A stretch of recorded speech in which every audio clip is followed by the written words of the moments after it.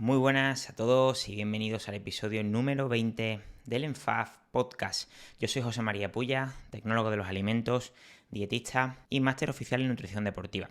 Bueno, antes de empezar con el episodio, comentaros que tenéis en la descripción un link para que os registréis en la membresía de ENFAF durante una semana totalmente gratis y escuchéis y visualicéis todas las clases de mis compañeros donde ampliaremos mucho más todos los temas de nutrición deportiva. Ya sabéis que en todos los episodios de este podcast vamos a hablar de todos los temas de nutrición deportiva y de entrenamiento, pero menos profundamente. Para clases mucho más profundas y mucho más extensas tenemos el ENFAF Members. Bueno, estamos ante una de las grandes preguntas. ¿Hay que pesar los alimentos en una dieta? Pues depende. Diferentes contextos, diferentes soluciones. Esto es algo totalmente frecuente en la consulta dietética.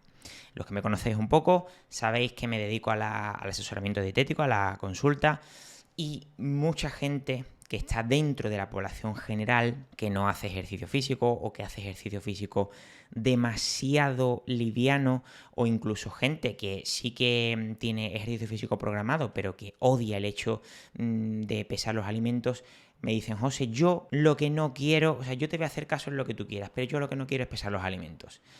Hay veces que no hay más remedio y otras que es totalmente prescindible. Como siempre, en el mundo de la nutrición, en el mundo de la salud, no hay blancos o negros.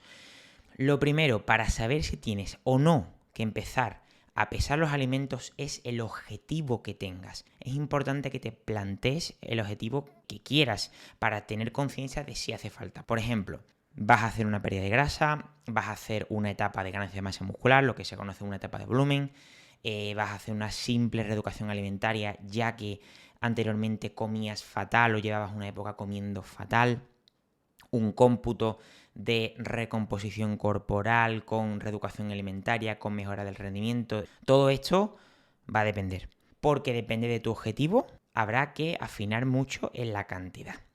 También hay que tener otra cosa muy en cuenta. Cuando se habla de pesar los alimentos, no hablamos de pesarlos todos. O sea, no quiere decir que tengas que pesar el orégano, no tiene que decir que tengas que pesar la sal, no tiene que decir que tengas que pesar los plátanos. O sea, dependiendo de diferentes factores, puede que solo haya que pesar los alimentos que sean difíciles de cuantificar a primera vista. Por ejemplo, el arroz, frutos secos, pan. Pero, por ejemplo, hay otros alimentos que por medidas caseras se pueden, no hace falta pesarlos. Por ejemplo, scoop de proteína en polvo, plátano, medio aguacate o un aguacate entero, filetes de carne, filetes de pescado, un vaso de leche. No es todo, ¿vale?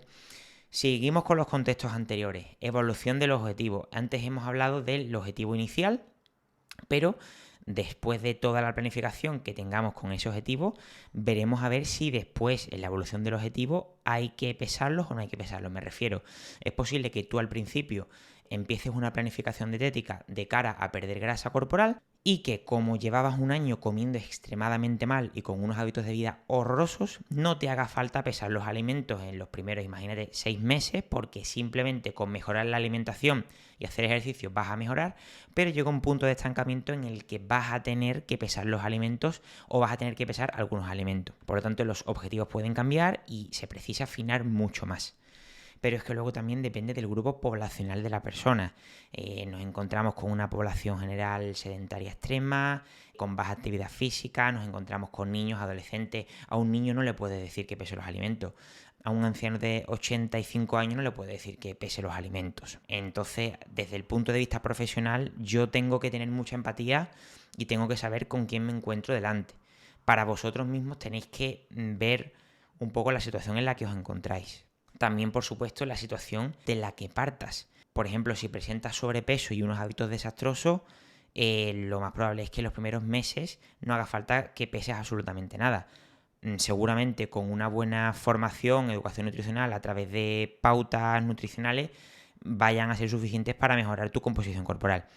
Sin embargo, si nos encontramos con un usuario de gimnasio, imagínate que eres un usuario de gimnasio que has cogido unos kilos en el verano, que quieres definir un poco y estás acostumbrado a pesar los alimentos, podría ser recomendable pesar alguno de estos alimentos. También depende un factor muy importante del estado anímico del que partas y de la experiencia previa con la dieta. Por eso es importante en estos casos que acudas a un profesional de la nutrición para eso, porque no es tan fácil. Y luego también otros factores como si vives solo, si vives en pareja, si vives en familia. Porque a lo mejor si vives solo puedes pesarte todo perfectamente y te es realmente cómodo, pero si vives en familia es posible que la persona que haga la comida no te vaya a hacer la comida pesada para ti, o puede que, yo que sé, que tus padres cocinen para toda la familia y que no vaya a contarte a ti los gramos exactos de arroz de la paella. Es muy complicado, ¿vale? Así que, como puedes comprobar, son factores bastante complejos. Podríamos seguir hablando más y más. Es imposible totalmente ratificar si hay que pesar o no hay que pesar los alimentos. Así que después de comentarte los diferentes contextos de este capítulo de pesar los alimentos, en el siguiente vamos a hablar sobre en qué situaciones podría ser buena opción pesarlos y en qué situaciones puede ser mala opción pesar los alimentos. Ya sabéis que tanto mi compañera Marta Ramírez como yo nos dedicamos a la consulta dietética y creemos que este tipo de episodios puede ser muy importante, ya seáis usuarios, consumidores o seáis profesionales, para aplicarlo en vuestros pacientes.